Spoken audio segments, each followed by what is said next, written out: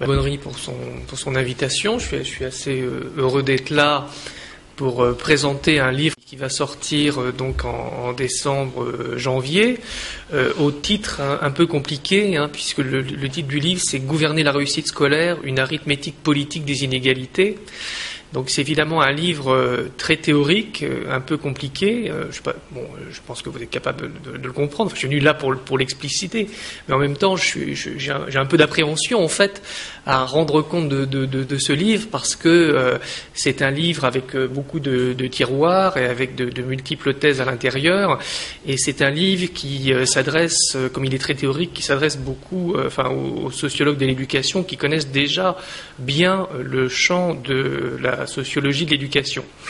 Alors, c'est toujours difficile en fait de rendre compte de son bébé parce que j'ai travaillé pendant 6 ou 7 ans sur ce livre et j'ai été amené à lire beaucoup de choses en anglais puisque j'ai beaucoup travaillé sur les États-Unis et l'Angleterre avant de travailler sur la France elle-même. Je me suis un peu expatrié et j'ai fait un long détour par les États-Unis et par l'Angleterre pour essayer de comprendre une des dimensions des transformations du système éducatif français à l'heure actuelle, et notamment pourquoi, de plus en plus, dans le système éducatif français, on était fortement enclin à développer ce qu'on appelle une culture de la performance ou à mettre en place une obligation de résultat pour le système éducatif. Et il m'a semblé que pour comprendre ce qui se passait à l'heure actuelle en France, autour du socle commun, autour de justement la diffusion de cette culture de la performance et de l'évaluation, cet enjeu d'obligation de résultat pour le système éducatif qui était inscrit dans la loi de 2005, il fallait opérer ce détour et aller voir ce qui s'était fait aux États-Unis, dans une perspective historique, en Angleterre, comment ça avait été repris par les organisations internationales, aussi par la Commission européenne, et comment toutes ces politiques en fait finissaient par avoir une influence aussi sur le contexte français. Alors le titre arithmétique politique des inégalités, je vais l'expliciter. Je vais présenter une pièce en 5 actes en fait. Le premier acte, ça va être préciser un petit peu ce qu'est une arithmétique politique des inégalités au sens où je l'entends. Et je dirais des sociologues ou des apprentis sociologues qui sont familiarisés avec une certaine approche des inégalités dans la sociologie de l'éducation vont être un petit peu surpris de ce que je vais raconter, mais en même temps ça m'amuse pas mal. Dans un deuxième temps, je vais essayer d'expliquer en quoi, comment cette arithmétique politique des inégalités s'est constituée dans les années 60-70 aux États-Unis et en Angleterre et aussi en France. Il y a des évolutions internationales qui sont assez similaires, mais en même temps, ce sera le troisième acte, comment elle s'est déconstruite, cette arithmétique politique des inégalités dans les années 80. Et puis ensuite, j'aborderai des éléments de ce que j'appelle la construction européenne des politiques d'éducation, pour finir dans un cinquième axe sur une réflexion sur quel est le travail critique qu'on peut conduire à partir de peut-être mon propre travail, c'est très prétentieux, mais en même temps, quel est le travail critique, à mon avis, que doit conduire la sociologie de l'éducation par rapport à cette nouvelle arithmétique politique des inégalités qui s'impose en France, mais aussi à l'échelle internationale et surtout aussi à l'échelle européenne. Alors, je commence par le premier acte. Pourquoi une arithmétique politique des inégalités ? Arithmétique politique, il y a à la fois arithmétique et politique.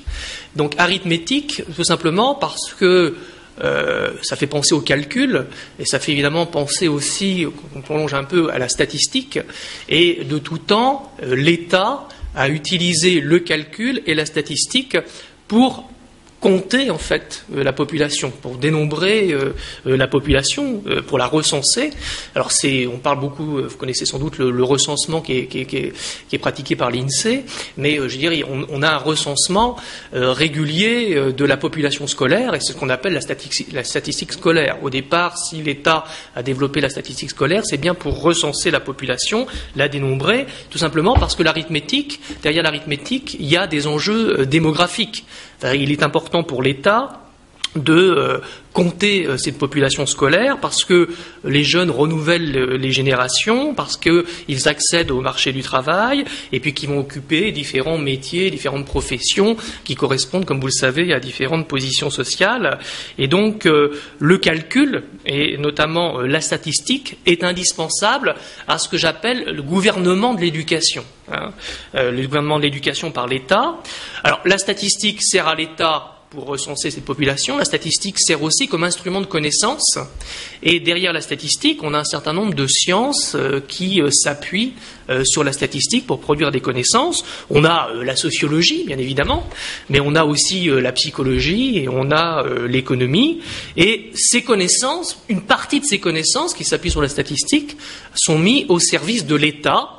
Et donc, quand ces sciences sont mises au service de l'État, eh bien moi j'appelle ça des sciences de gouvernement. Parce qu'il faut distinguer des sciences classiques, parce que la sociologie n'a pas forcément prétention à être une science de gouvernement, mais quand elle s'intéresse à la statistique et qu'elle travaille pour l'État, ça devient une science de gouvernement. Donc l'arithmétique politique, c'est pour moi des sciences de calcul qui ont été mises au service du gouvernement de l'éducation. Alors vous allez me dire, quel rapport avec les inégalités ? Eh bien, à partir du moment où l'État accepte de gérer une classe d'âge dans le cadre de la scolarité obligatoire, il ne peut pas se contenter de dénombrer cette classe d'âge, d'opérer un recensement. Il le fait à travers la statistique scolaire, mais il a aussi intérêt à reconnaître des différences entre les élèves, et donc, à partir du moment où il reconnaît des différences entre les élèves, il va légitimer des inégalités.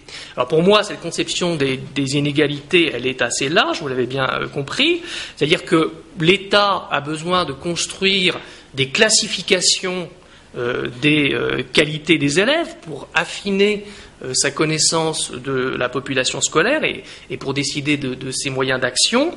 Et c'est pour cela qu'en France, par exemple, au début de la scolarité obligatoire, on a les instituteurs étaient très mécontents en fait d'accueillir des élèves qui n'étaient pas préparés pour cette scolarisation à l'école primaire. Donc ils se plaignaient beaucoup de certains élèves qu'ils accueillaient en classe. Et donc certaines sciences se sont intéressées à établir des classifications entre les arriérés, les instables, les indisciplinés. Et puis plus tard, on a établi des classifications entre les inéducables, c'est-à-dire ceux qu'on rangeait dans la catégorie des idiots et des imbéciles, et puis de l'autre côté, on avait les éducables, qui étaient considérés comme des débiles intellectuels, des retardés, ou des arriérés, ou alors des déficients sensoriels de l'ouïe et de la vue, des instables, des épileptiques ou des pervers. Donc vous voyez que cette classification et cette légitimation par la classification des inégalités entre élèves, elle ne date pas d'aujourd'hui, alors qu'aujourd'hui, évidemment, on recense les inégalités, on établit des catégorisations, on classe les élèves selon leur appartenance à des catégories socio-professionnelles, selon qu'ils sont enfants d'ouvriers, d'employés ou de cadres. Enfin, je ne vais pas faire toute la nomenclature des professions, des catégories socio-professionnelles, mais qui sont utilisées par les statisticiens et les sociologues aujourd'hui. Mais en même temps, de plus, j'attire votre attention là-dessus, de plus en plus, on classe les élèves selon leur niveau de compétence. On parle de socle commun, donc on va avoir l'élève novice, avancé ou expert, ce qui est une autre forme de classification et qui peut avoir un lien important avec les inégalités. Je vais y revenir par la suite. Alors, évidemment, l'État ne se contente pas de classer les qualités des élèves, parce qu'il doit aussi les orienter, et les orienter dans des ordres d'enseignement, dans des filières, pour répondre à ce que j'appelle, moi, la division internationale du travail.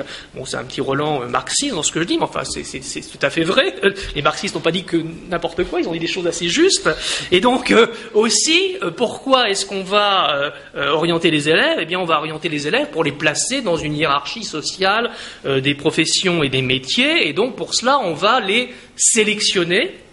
Et on doit, évidemment, l'État doit définir les conditions de cette sélection pour légitimer cette orientation dans des positions sociales différentes, et puis l'accès pour quelques-uns à l'élite. Alors, historiquement, je fais toujours un retour un petit peu sur l'histoire, c'est un clin d'œil en même temps. On a cherché à développer des mesures des capacités des élèves pour pouvoir évidemment les orienter, et une des sciences qui prévalait à la fin du XIXe siècle, c'était l'anthropométrie. C'est-à-dire qu'on pensait qu'en mesurant le volume et le crâne, la forme du crâne des écoliers, on allait déterminer leurs aptitudes intellectuelles. Et à partir de ça, on allait définir une mesure qui soit la plus juste possible. Puis on s'est rendu compte que ça marchait pas bien. Il y a eu des controverses entre les scientifiques pour considérer que l'anthropométrie était quand même une science imparfaite et permettait pas de mesurer véritablement les inégalités entre élèves. Et donc on a inventé le test du QI, du quotient intellectuel. Et donc c'est un Français qui l'a inventé, Alfred Binet, avec un autre psychologue, Théodore Simon. Et à la suite, ils ont inventé ce qu'on appelle l'échelle métrique de l'intelligence. Et à partir de là, ce test a eu un succès important, le test du QI, parce que dans l'orientation en France, mais aux États-Unis et en Angleterre, ça a été un élément déterminant pour tester les compétences des élèves dans les savoirs et orienter les élèves tout au long de la scolarité obligatoire. Donc il suffisait à partir du test de QI à ce moment-là, repérer les aptitudes innées chez les élèves, et comme cela on pouvait discriminer les génies des médiocres. Alors on pourrait dire évidemment que ces théories scientifiques étaient évidemment marquées du sceau de l'eugénisme et que c'était des théories réactionnaires qui relevaient d'une idéologie de droite, mais en fait pas du tout. Ça a été aussi développé par des progressistes de gauche. On a défendu le QI et on voyait à travers le QI un moyen de reconnaître le talent et les mérites des enfants issus des milieux populaires. Donc ça, c'est plutôt les années 20-30, et puis dans les années 50, on va avoir les sociologues, et puis certains psychologues aussi, qui vont commencer à critiquer cette mesure du QI, et on va finir par adopter des modes de classification des élèves selon la classe sociale des parents, ou selon leurs revenus. Je parle aux États-Unis, parce que la classe sociale a eu du mal un petit peu à s'imposer comme mesure véritablement des inégalités aux États-Unis, et on a rejeté les thèses innéistes des psychologues, et puis depuis, les tests ont évolué. On est passé de tests du QI à des tests des connaissances et des compétences de base des élèves dans les disciplines scolaires, et on les évalue plus selon leur intelligence innée. Il y a un accord largement qui s'est construit entre les scientifiques pour abandonner le QI. Il faut bien dire que les sociologues, au départ, quand ils ont commencé à construire, à développer leurs grandes enquêtes sur les inégalités sociales, se servaient de la mesure du QI. Donc c'est aussi, c'est pas uniquement les psychologues qui l'utilisaient. Alors en France, les tests ont assez peu pénétré, comme je l'ai dit, l'enseignement des disciplines scolaires, et on repose, l'évaluation des capacités des élèves repose encore beaucoup sur l'examen et sur les concours, qui constituent les principaux moyens de sélection. Bon, toutefois, on a quand même une science qui a été beaucoup développée dans la formation notamment des enseignants, qu'on appelle la docimologie, et qui a contribué largement à considérer que les principes de notation qui étaient retenus par les enseignants n'étaient pas objectifs, et qu'il fallait aller vers plus d'objectivité dans l'évaluation des élèves. Il y a même des sociologues qui ont écrit des choses là-dessus récemment. Alors, une fois que l'État a classé donc les qualités des élèves, qu'il est en mesure d'évaluer leurs capacités à partir des travaux des sciences que je viens d'évoquer, et qu'il est en mesure aussi de les sélectionner, c'est-à-dire que l'État utilise à la fois des principes de calcul, des instruments de mesure et des sciences de gouvernement. Il doit donner une légitimité aux compétences et aux connaissances qui sont acquises par les élèves, parce que, évidemment, derrière, ça permet à ces élèves d'accéder à certaines positions sociales, et donc il va instituer un certain nombre d'épreuves, des tests, des examens, des concours, de façon à légitimer des titres et des diplômes. C'est ce qu'on appelle la certification. Bon, ça c'est assez connu, donc je ne vais pas m'épandre là-dessus, je ne vais pas développer ces choses-là. Mais enfin, ce que je voudrais dire, c'est que on a bien trois ordres dans la construction d'une arithmétique politique des inégalités, trois ordres qui renvoient à des principes de classification, de sélection et de certification des élèves. Et ces trois ordres justifient l'intervention de l'État, mais en même temps, il faut bien reconnaître que ces trois ordres sont débattus dans l'espace public et que l'on considère que ces ordres sont justes ou pas. Et d'ailleurs, c'est ce qui nourrit en fait les disputes dans l'espace public. Bon, j'ai parlé des disputes qui ont existé entre les psychologues et les sociologues sur l'innéisme, sur l'idéologie du don, mais aujourd'hui, on a des disputes parmi les sociologues sur les fondements et la nature du mérite. Bon, alors certains... Au-delà de la sociologie, certains groupes sociaux revendiquent la prise en compte d'autres principes de justice et la reconnaissance d'autres inégalités que celles qui sont légitimées par l'État. Je pense par exemple à ceux qui revendiquent la prise en compte des inégalités entre sexes. Donc c'est largement porté par des mouvements féministes, ou ceux qui reconnaissent la nécessité de reconnaître des inégalités de handicap, ou ceux qui reconnaissent la nécessité de prendre en compte la discrimination ethnique. Donc c'est des débats évidemment de société qui sont très importantes, et donc on peut dire que l'arithmétique politique de l'État est remise en cause en permanence au nom de nouvelles conceptions de la justice, au nom de nouvelles conceptions du juste et de l'injuste qui se développent dans la société. Donc l'État doit réagir à ces revendications. Et donc, à partir de là, qu'est-ce qu'il cherche à faire ? Il cherche à mobiliser des connaissances nouvelles, et donc pour classer, sélectionner, certifier la population scolaire, et donc il va faire appel à d'autres sciences de gouvernement, où il va demander aux sciences de gouvernement de faire des efforts pour changer d'une certaine manière leur objet d'étude. Donc c'est toujours les mêmes, c'est la psychologie, c'est la sociologie, c'est l'économie. L'État va confectionner de nouveaux instruments de mesure pour tenir compte des nouvelles formes de reconnaissance et de représentation des inégalités dans l'éducation. Et puis, il va être obligé d'opérer des compromis, puisque d'un côté, comme vous l'avez bien compris, il est obligé de s'adapter à la nouvelle division du travail qui est exigée par les nouvelles formes du capitalisme. Il faut bien adapter l'école aux nouvelles formes du capitalisme, mais en même temps, il doit prendre en compte des prétentions dans la société, des intérêts composites, des débats de justice qui visent à faire légitimer, à faire reconnaître d'autres inégalités. Donc voilà pour moi en fait ce qu'est l'arithmétique politique des inégalités, brossé à grands traits. Dans le livre, c'est un peu plus développé.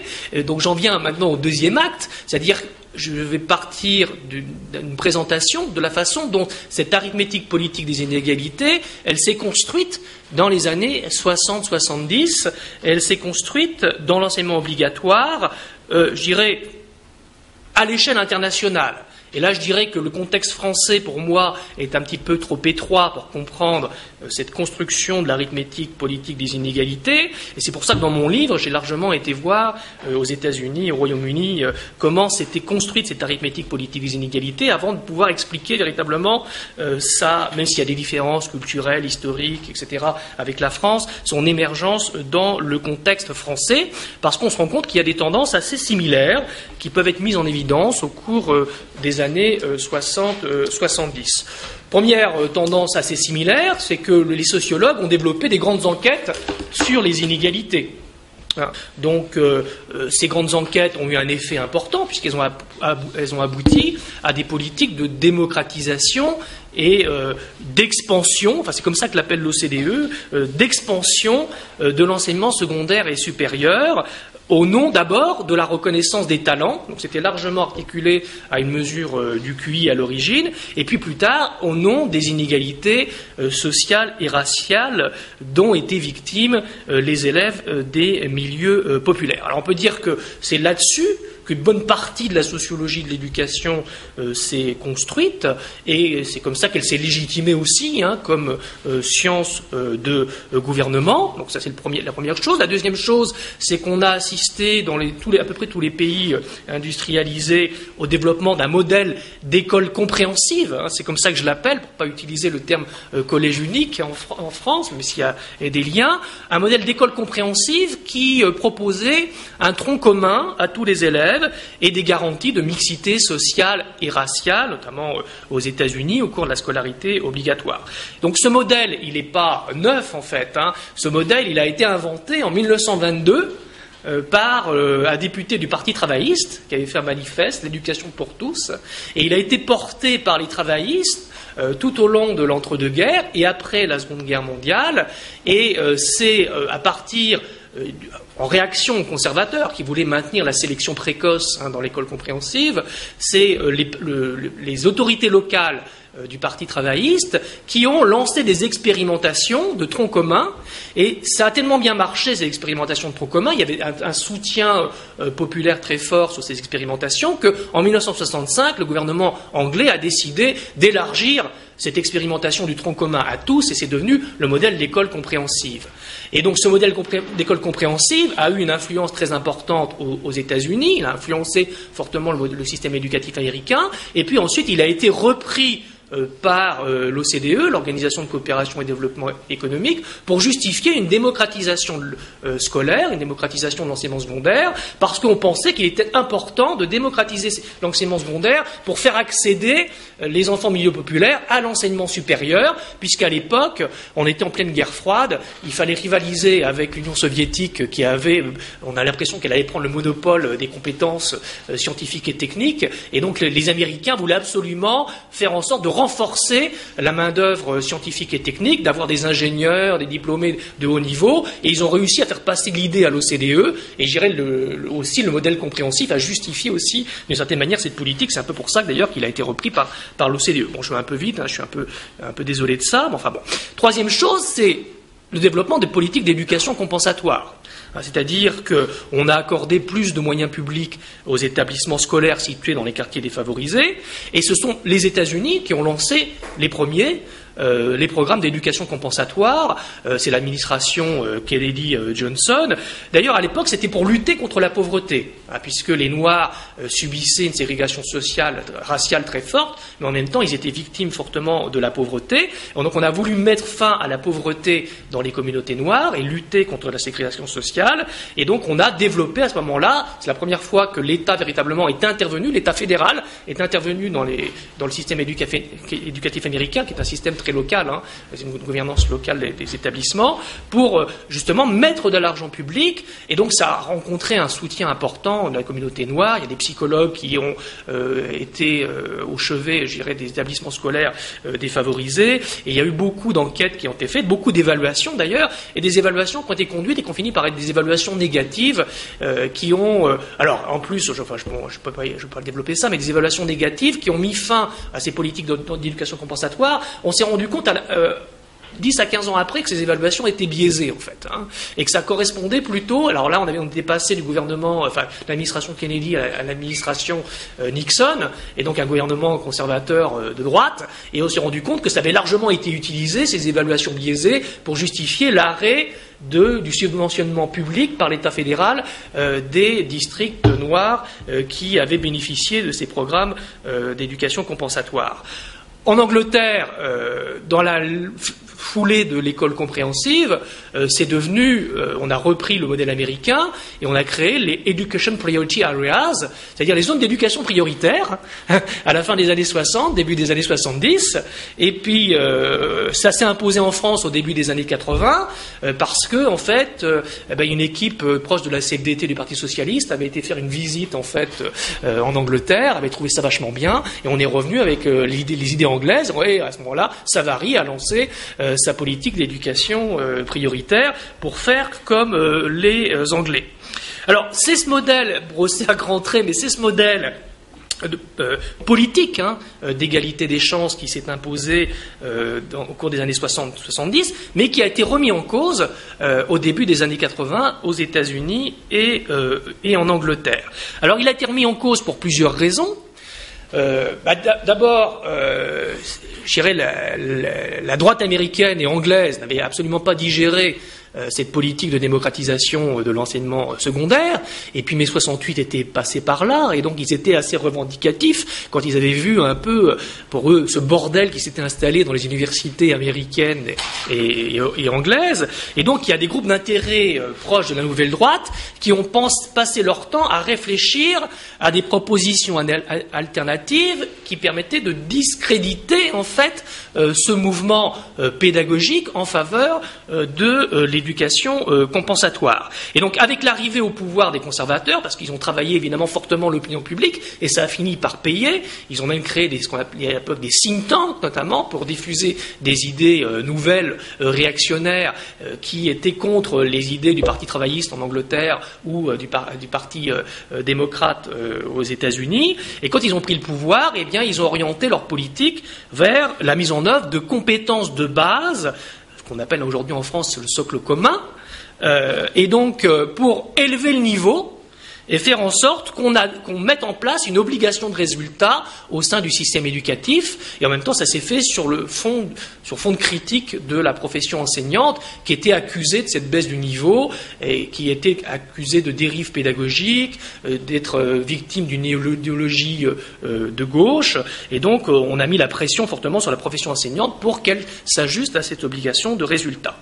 L'autre explication, c'est une inquiétude qui est née dans les milieux économiques américains et anglais, avec l'entrée à l'arrivée de la crise mondiale au début des années 70. Donc la compétitivité économique se dégrade, le système éducatif est accusé d'être incapable de former les compétences dont l'économie a besoin. Puis à l'époque, on a en modèle le modèle japonais, c'est-à-dire qu'on a le Japon qui est en train de prendre le leadership d'une certaine manière dans l'économie mondiale. Donc ça inquiète fortement les Américains, et alors les Anglais, c'est une crise industrielle sans précédent dont ils sont victimes, et c'est là que les comparaisons internationales de résultats vont commencer à jouer un rôle important.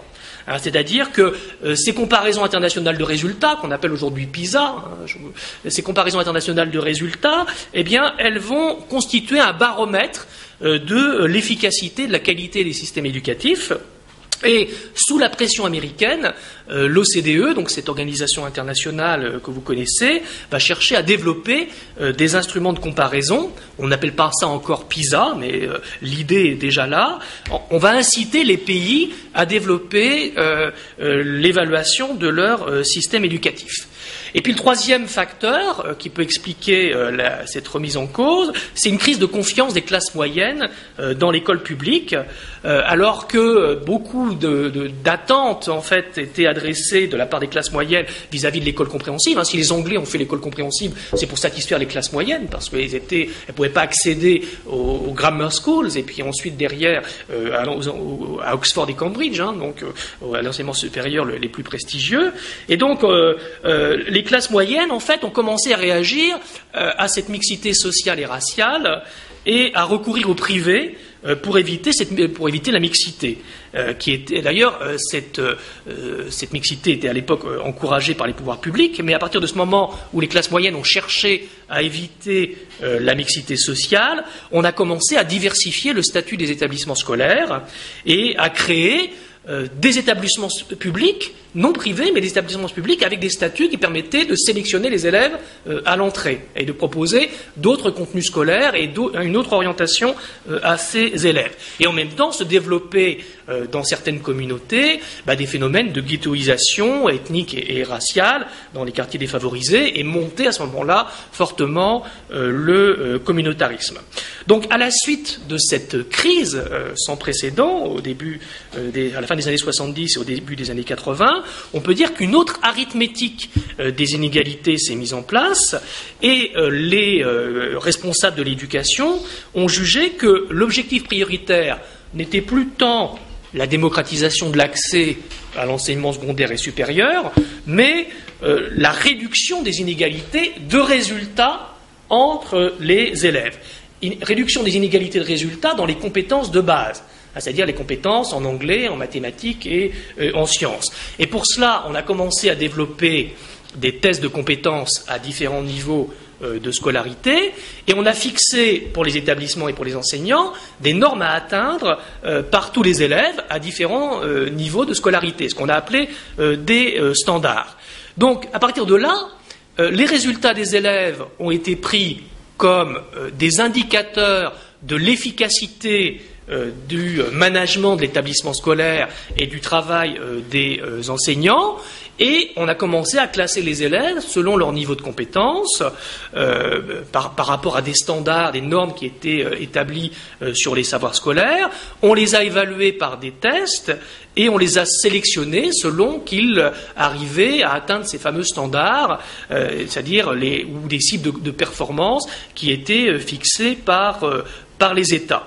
Donc ça a été dénoncé d'ailleurs, et ça continue à être dénoncé d'ailleurs par les sociologues de l'éducation, plutôt anglais, parce que la sociologie de l'éducation aux États-Unis, on ne peut pas dire que c'est vraiment très développé, mais en Angleterre, ça a été fortement critiqué par les sociologues de l'éducation, au nom du retour d'une certaine forme de ce qu'ils appellent le QIsme, c'est-à-dire on revient finalement à cette sélection par... alors c'est plus les tests du QI, mais c'est une sélection par des tests de compétences des élèves, et il y a une critique importante qui a été développée tout au long des années 90 et encore aujourd'hui par ces sociologues anglo-saxons.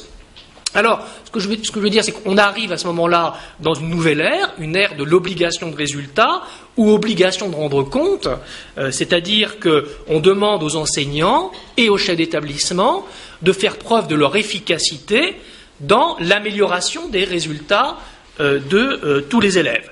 Alors ça s'accompagne par une diversification importante de l'offre des établissements scolaires qui accueillent une population différente, qui mettent en place une sélection, et on encourage les parents d'élèves à faire des choix, non seulement entre le public et le privé, mais à faire des choix entre établissements publics qui sont largement diversifiés. C'est ce qu'on appelle le développement, dans le jargon des sociologues, d'un quasi-marché scolaire, et on demande aux enseignants de réorganiser leur travail, notamment réorganiser leur travail en dehors de la classe, de se concentrer sur un travail collectif qui vise l'amélioration de la performance ou l'amélioration des résultats des élèves au nom de la réduction des inégalités de résultats entre ces élèves.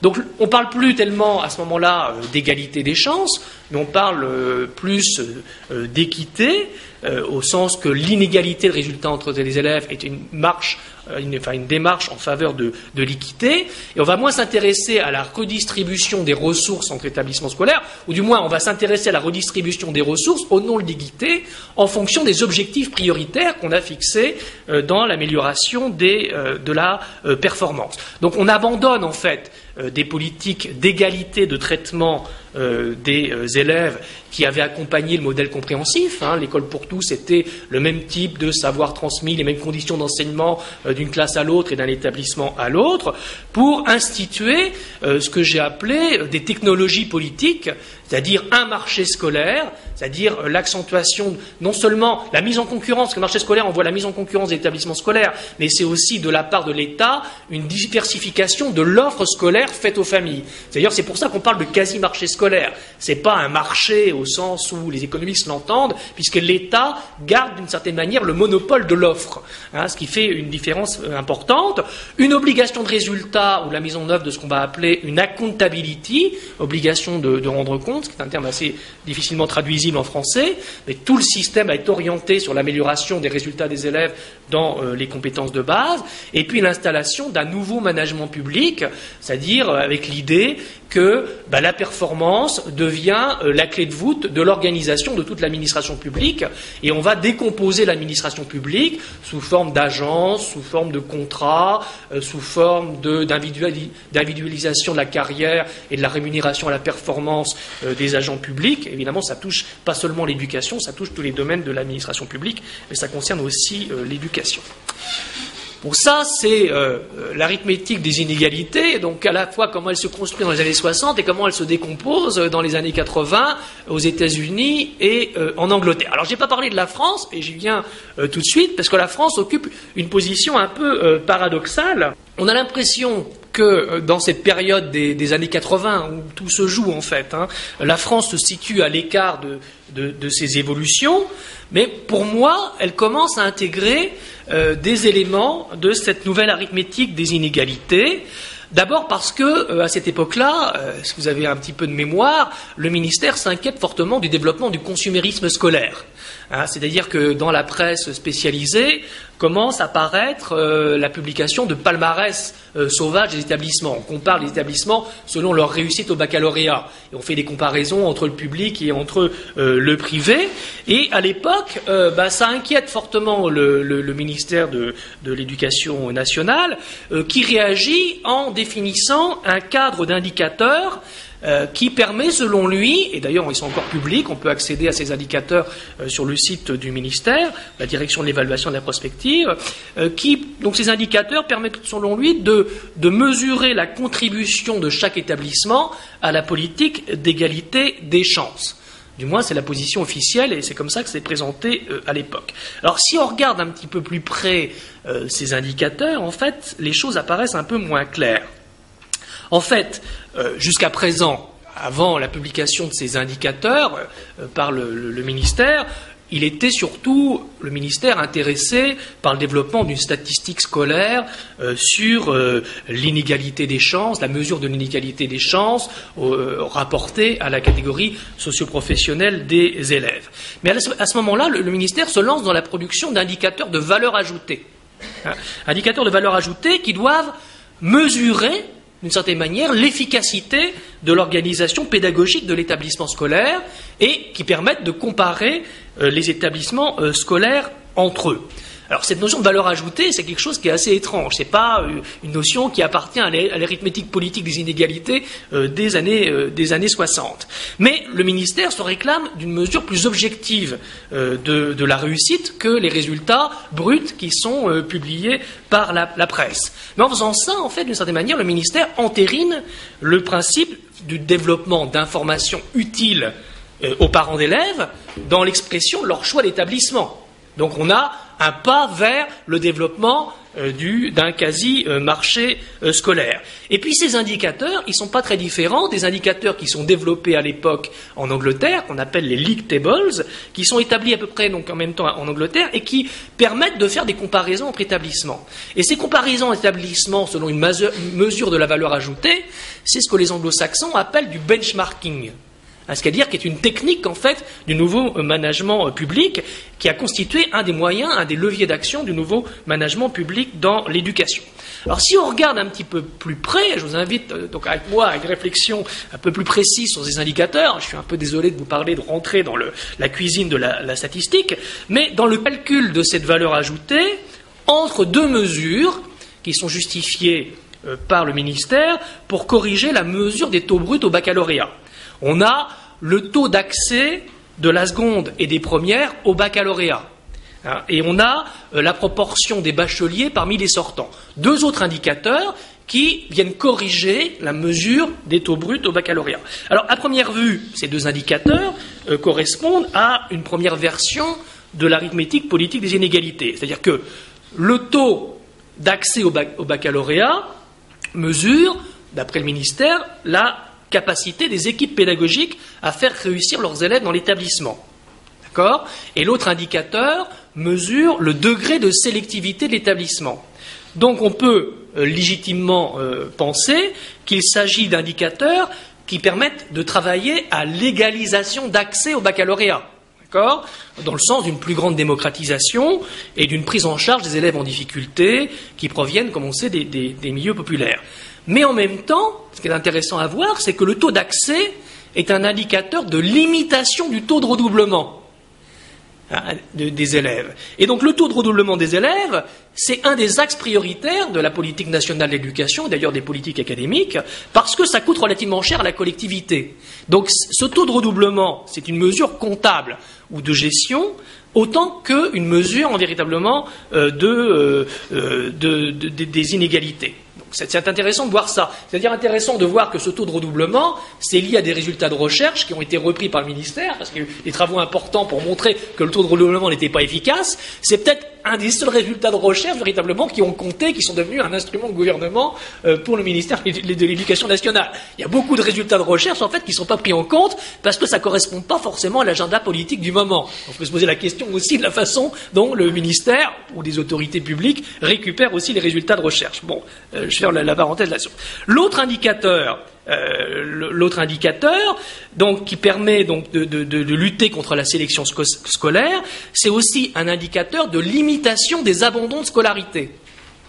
Alors c'est intéressant parce que c'est un indicateur qui est utilisé par les économistes pour optimiser ce qu'ils appellent l'investissement en capital humain, c'est-à-dire éviter le gaspillage de la force de travail avec des jeunes en fait qui sortiraient trop vite du système éducatif sans qualification. Donc ce que je veux dire à travers ce souci de détail analytique sur ces indicateurs, c'est qu'on voit là comment c'est élaboré un compromis entre des principes de justice différents. Puisque d'un côté, on a la promotion de l'égalité d'accès, d'accord, au baccalauréat. Donc on est dans une première arithmétique politique des inégalités, mais en même temps on a un souci de maîtrise des dépenses de l'éducation par l'État. Alors qu'en même temps, cet instrument de mesure organise le passage d'une première arithmétique politique des inégalités à une seconde, qui est la mesure des inégalités de résultats entre élèves. D'accord ? Donc ça impose implicitement une obligation de résultat aux établissements. Ça organise implicitement le marché scolaire et ça introduit implicitement une logique de nouveau management public en éducation. Alors je n'ai pas dit que c'était fait dans les années 80, ça ne s'est pas fait du jour au lendemain, mais on a là du coup déjà à travers cet instrument de mesure des ingrédients qui préparent l'avenir. Et cet avenir, il va arriver à la fin des années 90 et au début des années 2000 et on va y revenir là-dessus. Alors c'est déjà ce qu'expliquait Claude Tellot. Vous connaissez sans doute Claude Tellot, qui a joué un rôle important, qui a été le directeur de l'évaluation directeur de la direction de l'évaluation et de la prospective, et qui, en 1993, proposait d'évaluer le système éducatif en termes de coût, fonctionnement et résultat. Et ce triptyque coût, fonctionnement, résultat, alors Tellot il ne le dit pas dans son livre, mais c'est la reprise en fait de ce que les anglo-saxons appellent les 3 E. Économie, efficiency et effectiveness. C'est-à-dire les 3 E, économie, efficiency et effectiveness, qui sont mis en œuvre dans le management public, dans le nouveau management public anglo-saxon, au nom de ce qu'ils appellent la value for money, de la valeur ajoutée en fait produite par une organisation qui peut être un établissement scolaire ou une autre, puisque de toute façon, ce nouveau management public s'est largement inspiré des méthodes du management du secteur privé. Donc économie, on cherche à réduire les coûts de gestion de l'administration publique en diminuant les dépenses et en déléguant certaines fonctions à d'autres administrations publiques ou au privé. Ça, c'est la première logique. C'est pour le coût. Efficiency, on contrôle les ressources et on met en place des bonnes pratiques pour être assuré de l'efficacité maximale. Et effectiveness, alors efficiency, on traduit ça par efficience, effectiveness, efficacité, on utilise des cibles, des indicateurs, des benchmarks pour s'assurer que les résultats ont été bien atteints. Donc on a donc, dans ces années 80, l'introduction d'une fonction d'évaluation au ministère de l'Éducation qui n'a plus grand-chose à voir avec l'arithmétique politique des inégalités qui accompagne le développement de l'école compréhensive, ce qu'on a appelé en France le collège unique. Le collège unique, en fait, c'est une idée de Giscard. Je ne sais pas si vous connaissez l'histoire, mais il avait été à un colloque de l'OCDE et on lui avait présenté le modèle d'école compréhensive qui était à ce moment-là développé par l'OCDE. Il est revenu tout content et il a dit à René Haby, il faut absolument me mettre en place cette école compréhensive et c'est devenu le collège unique. Alors je ne dis pas que ça ne correspondait pas à des revendications tout à fait légitimes et qu'il y a toute une histoire autour du collège unique depuis les compagnons de l'Université Nouvelle et que ça correspondait aussi à des principes de justice qui étaient fortement portés par des mouvements sociaux et politiques, mais c'est aussi l'État qui était à l'écoute en fait de ce qui se passait déjà dans les grandes organisations internationales. Donc on introduit cette fonction d'évaluation au ministère, et donc on cherche plus véritablement à mesurer, on cherche à mesurer des inégalités de résultats, et plus forcément une mesure de l'inégalité des chances d'accès, Et l'introduction des évaluations nationales en CE2 et en 6e, on a même essayé de les introduire en seconde, mais ça n'a pas marché, est un autre instrument de mesure qui correspond bien à cette nouvelle politique, même si elle ne se confond pas avec le développement du testing en anglo-saxon. On pourra revenir là-dessus dans la discussion. En fait, on voit à cette époque que la France est un acteur majeur de la conversion d'un certain nombre de pays à la logique de l'évaluation. En 1986, on crée la direction de l'évaluation et de la prospective, qui est créée par René Monory, ministre de l'Éducation, avec à sa tête Jean-Pierre Boisivon, et qui est créée au départ pour mesurer les effets de 80% d'une classe d'âge au bac, qui était la grande politique de chevènement. Et le ministère est un peu inquiet parce que par combien ça va coûter tout ça. Hein, et c'est pour ça qu'on charge Boisivon d'une mission d'évaluation et de prospective. On est vraiment dans une logique en fait de la planification des flux et de la prospective qui a été initiée par le commissariat au plan. Mais en même temps, cette fonction d'évaluation pénètre le ministère de l'Éducation nationale et s'inspire largement de ce que font les anglo-saxons à l'époque, notamment les Anglais, qui ont développé qui ont créé une dizaine d'années avant, qu'on appelait la School Effectiveness Unit, c'est-à-dire une unité de mesure de l'efficacité des établissements scolaires. Donc, à partir de là, l'idée partagée par l'OCDE et qui va être reprise par la France, c'est de développer des indicateurs d'efficacité du système éducatif. Et à cette époque, la DEP, la Direction de l'évaluation et de la prospective, est très active auprès de l'OCDE et aux côtés des anglo-saxons, et notamment aux côtés des Américains, pour promouvoir le développement de l'évaluation des systèmes éducatifs, et notamment des fameux indicateurs dont je parle, et des comparaisons internationales de résultats. Et donc, on va avoir un travail actif de la France aux côtés de cette organisation internationale pour faire en sorte que la fonction d'évaluation se développe dans tous les systèmes éducatifs des pays industrialisés.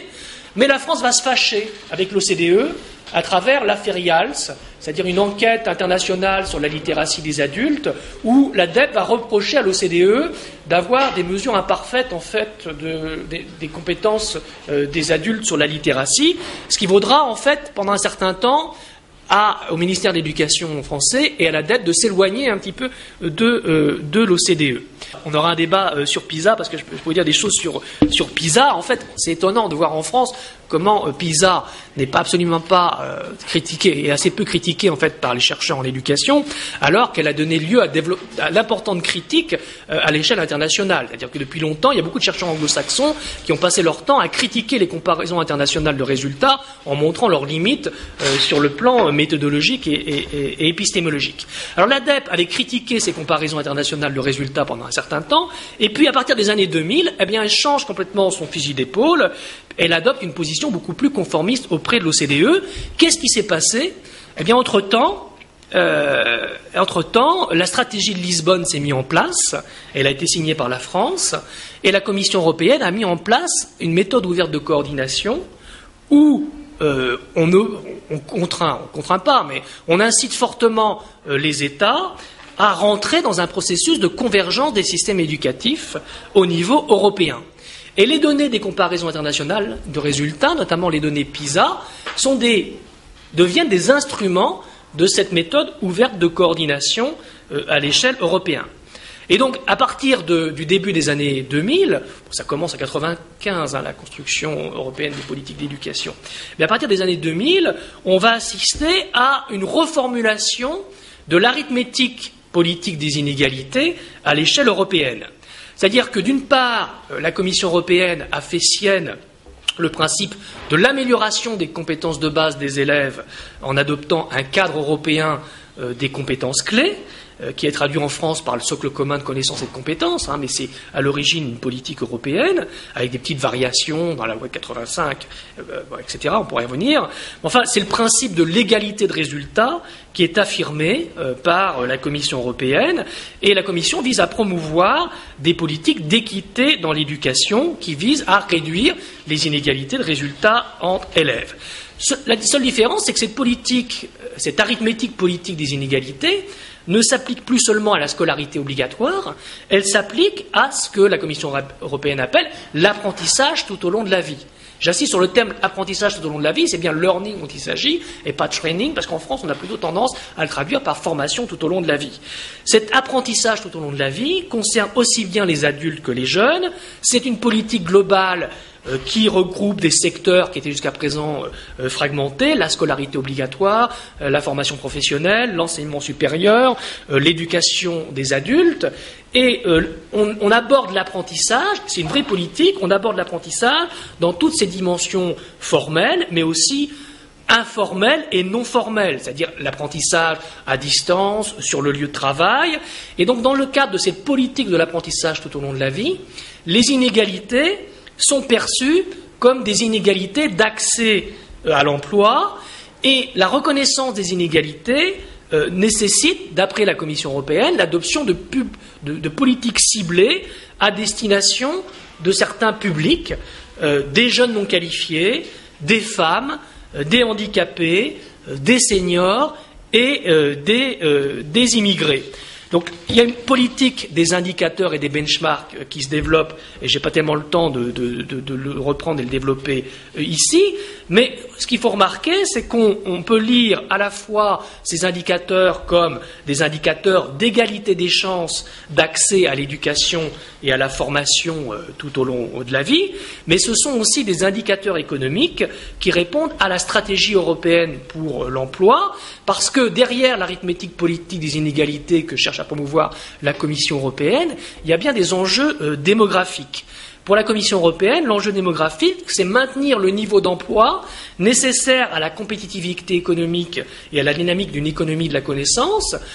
La Commission européenne a fait des prévisions, il va y avoir une baisse démographique importante, donc il faut maintenir ce niveau d'emploi, et pour ça, il faut augmenter le potentiel en termes de force de travail employable sur le marché du travail européen. C'est pour ça qu'il faut davantage inciter les femmes à occuper des emplois scientifiques et techniques, qu'il faut que les handicapés travaillent davantage, que les seniors retardent leur sortie du marché du travail. Donc ce n'est pas uniquement une question de réduction des dépenses publiques par l'État, c'est aussi maintenir les seniors plus longtemps sur le marché du travail. Et il faut faire appel à une immigration, on dit en France choisie, c'est-à-dire des immigrés qualifiés qui permettent justement de maintenir le rang de la Commission, de l'Union européenne dans la compétition économique qu'elle se livre avec les États-Unis et un certain nombre de pays d'Asie du Sud-Est. Alors cette arithmétique des inégalités, elle repose aussi sur des sciences de gouvernement qui sont mobilisées par la Commission européenne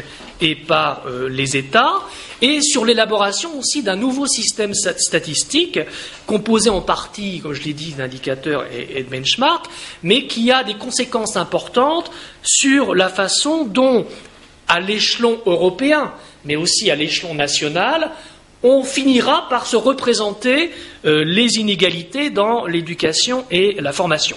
Si je veux résumer, l'égalité de résultats pour la scolarité obligatoire, l'égalité des chances dans la reconnaissance des différences entre les individus tout au long de leur vie et dans une adaptation des dispositifs de formation à la diversité des parcours d'orientation des individus tout au long de leur vie.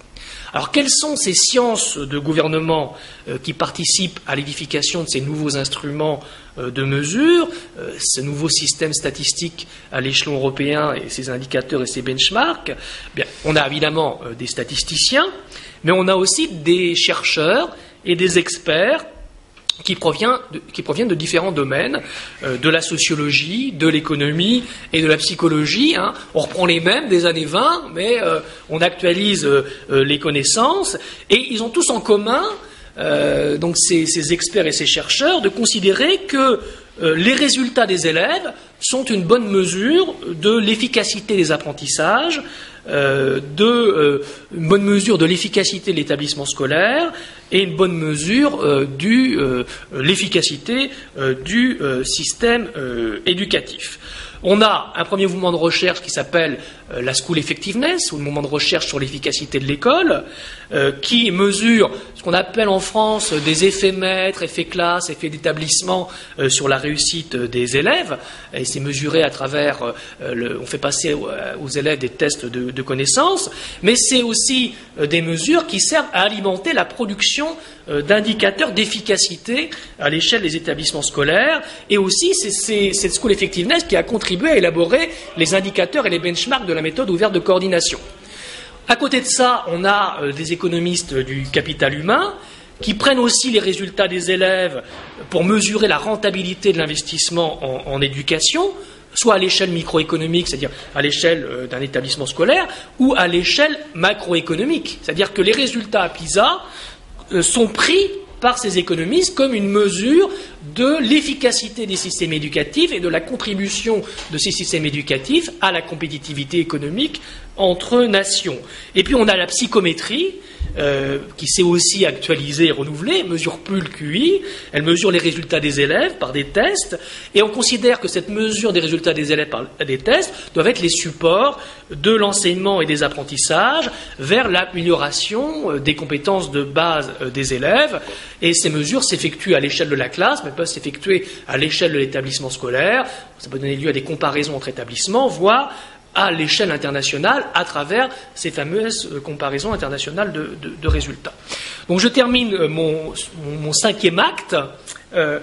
Quelle position peut avoir la sociologie par rapport à ces évolutions que j'ai tracées à grands traits, en considérant, enfin moi c'est ma position, que l'un des rôles de la sociologie de l'éducation est de concevoir des connaissances qui permettent de prendre une certaine distance avec des sciences de gouvernement que j'ai précédemment décrits, pour nourrir le débat public dans le principe du respect d'une démocratie délibérative. Si les citoyens ne sont pas associés à la production des sciences nouvelles, eh bien à ce moment-là, il y a quand même un monopole de l'expertise et de la science qui s'impose et dont profitent uniquement les responsables politiques. Alors il faut bien dire qu'aujourd'hui, le débat est confisqué par les experts, c'est-à-dire qu'on interroge assez peu les conditions de production de cette expertise.